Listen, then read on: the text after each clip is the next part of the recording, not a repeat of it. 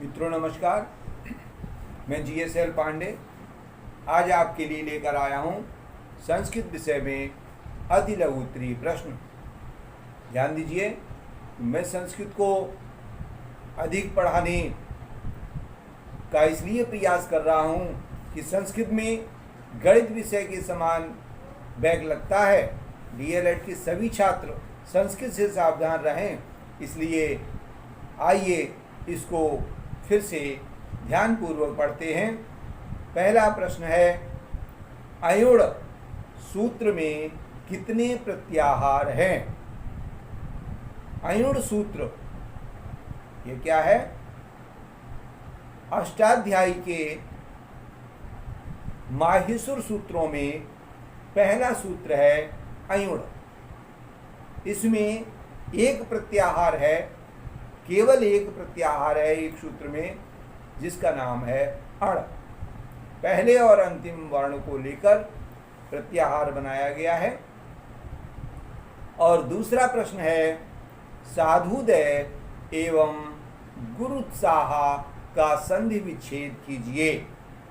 तो ध्यान दीजिए, इसका संधि विच्छेद है साधु प्लस उदय, और दूसरे शब्द का संधि विच्छेद है गुरु प्लस उत्साह।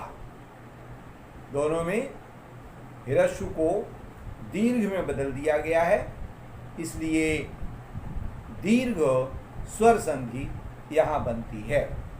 और अगला प्रश्न है 3, मयूरों का समास विग्रह कीजिए। मयूरों एक ही शब्द है, इसका समास विग्रह किस प्रकार से होगा? ध्यान दीजिए कि जब पुल्लिंग का दो वचन का रूप होता है तो उसमें स्त्रीलिंग छिपा हुआ माना जाता है। तो इसका मयूरों का समास विग्रह होगा मयूरी च मयूरा च। जिस प्रकार से पितरौ शब्द में माता च पिता च होता है, उसी प्रकार यहाँ मयूरी शब्द निकल आया और यहाँ द्वंद्व समास बनता है। इस प्रकार अगला प्रश्न है, गणेश को नमस्कार है, इसका संस्कृत में अनुवाद करना है। गणेश को नमस्कार है। तो ध्यान दीजिए, नमः के योग में चतुर्थी विभक्ति होती है, अतः रूप हो जाएगा गणेशाय और नमस्कार का नमः, तो वाक्य बन जाएगा गणेशाय नमः।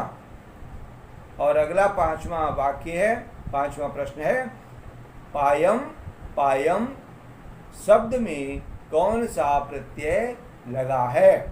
Poem poem. तो ध्यान दीजिए, जब कोई क्रिया दोहराई जाती है तो वहां पर रमुल प्रत्यय का प्रयोग किया जाता है। रमुल प्रत्यय, ध्यान दीजिए, इसका अर्थ है पी पी कर। इस प्रकार अगला प्रश्न है, स्वागतम और सूक्ति में कौन सा उपसर्ग लगा है? इसमें उपसर्ग आपको पहचानना है। ध्यान दीजिए, उपसर्ग शब्द के पहले लगा होता है, तो प्रारंभ में ही लगा होता है। तो यहाँ पर सु उपसर्ग लगा है।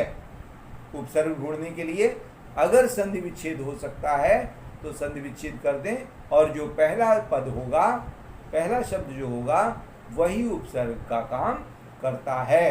तो स्वागतम का संधि विच्छेद होगा सु प्लस आगतम, और इसी प्रकार सूक्ति का होगा सु प्लस उक्ति। तो सु, इस दोनों शब्दों में सु निकल रहा है, यही उपसर्ग है, और इसका अर्थ होता है अच्छा। अगला प्रश्न है, प्रातः सूर्यः उदयति। ऐसे भी कह सकते हैं, सूर्यः प्रातः उदयति। इस वाक्य में अव्यय शब्द बताइए। अव्यय आपको ढूंढना है, तो ध्यान दीजिए, प्रातः शब्द अव्यय है, सूर्यः शब्द संज्ञा है, उदयति क्रिया है, और प्रातः अव्यय शब्द है, जिसका अर्थ होता है सुबह। और अगला प्रश्न है, ग्रहम शब्द का पर्याय लिखिए। ग्रहम शब्द के पर्यायवाची आपको देने हैं जितने आते हों। वैसे परीक्षा में 3 शब्द पूछे जाते हैं, 2 या 3, फिर भी आपके सामने कई पर्याय दिए गए हैं, जैसे गेहम, निकेतनम, निशांतम, सदनम, भवनम और आलया। इस प्रकार से अनेक पर्याय संस्कृत में प्राप्त होते हैं।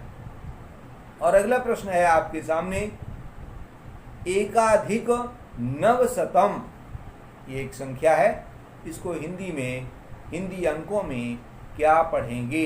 एकाधिक नवशतम। तो नवशतम का अर्थ होता है 900 और एक अधिक है तो इसको पढ़ेंगे 901। और अगला प्रश्न आपके सामने, नाट्यशास्त्र के रचयिता कौन है? तो ध्यान दीजिए, नाट्यशास्त्र के रचयिता भरत मुनि हैं। इन्होंने अपने नाट्यशास्त्र में रसों का उल्लेख किया है। प्रथम बार रसों का उल्लेख करने वाले भरत मुनि होने के कारण ये रसों की प्रणेता कहे जाते हैं, ध्यान रखिए। और नाट्यशास्त्र में 36 अध्याय इन्होंने लिखे हैं। और अगला प्रश्न है, अतिथि देवो भव, यह सूक्ति कहाँ से चुनी गई है?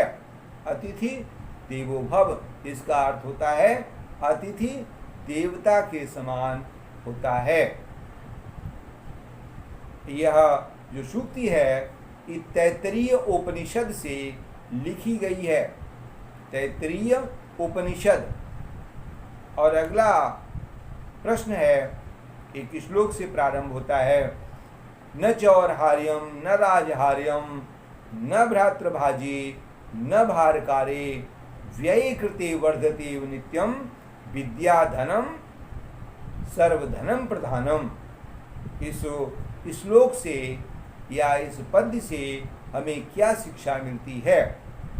तो ध्यान दीजिए, सबसे पहले इसका अर्थ जानते हैं, तभी ज्ञात होगा कि क्या शिक्षा मिलती है। बताया गया है, विद्या के विषय में कहा गया है कि विद्या को न चोर चुरा सकता है, न राजा हरण कर सकता है, न भाई इसका बंटवारा कर सकता है, न इसमें बोझ होता है अर्थात भार नहीं होता, और खर्च करने पर यह नित्य बढ़ती रहती है। इसलिए विद्या धन सबसे बड़ा धन होता है। तो इससे हमें यह शिक्षा मिलती है कि विद्या सबसे बड़ा धन है, इसलिए हमें धन खर्च करके भी विद्या प्राप्त करनी चाहिए, क्योंकि विद्या से हमें सारी चीज़ें प्राप्त हो जाती हैं। और अगला प्रश्न है, नाटक को किस साधन के अंतर्गत माना गया है? तो ध्यान दीजिए, यह नाटक जो है वो दृश्य श्रव्य साधन माना जाता है। जब नाटक का मंचन होता है तो इसे हम देखते भी हैं, और जो नाटक में जो बातें कही जाती हैं, जो कथन प्रस्तुत किए जाते हैं, उन्हें हम सुनते भी हैं। इसलिए दोनों चीज़ें वहाँ रहती हैं, दृश्य श्रव्य साधन। अगला प्रश्न है, त्वया पत्रम लिख्यते, इस वाक्य का वाच्य परिवर्तन कीजिए। तो देखें यहाँ पर, त्वया पत्रम लिख्यते, इसका हम पहले देखते हैं कौन सी वाच्य में है ये। लिख्यते क्रिया से ही पता चल रहा है कि यह कर्मवाच्य का वाक्य है। कर्मवाच्य में कर्ता में तृतीया रहती है और कर्म में द्वितीया, और लिख्यते कर्म में प्रथमा, और त्वया यह कर्ता है, कर्ता में तृतीया रहती है, और लिख्यते कर्मवाच्य का अलग रूप रहता है, इसलिए यह कर्मवाच्य का है। और इसको अगर हम कर्तवाच्य में बदलेंगे तो इसका हो जाएगा त्वम पत्रम लिखति। इस प्रकार से आगे बढ़ते हैं, और आपके सामने नया प्रश्न है, थार्नडाइक का अधिगम सिद्धांत क्या है? यह शिक्षा शास्त्र से संबंधित प्रश्न है। थार्नडाइक का जो अधिगम सिद्धांत है वह उद्दीपन अनुक्रिया के सिद्धांत के नाम से भी प्रसिद्ध है। इसे हम उद्दीपन अनुक्रिया का सिद्धांत भी कहते हैं। मित्रों, आज का वीडियो यहीं समाप्त होता है। कल हम फिर नए वीडियो के साथ उपस्थित होंगे।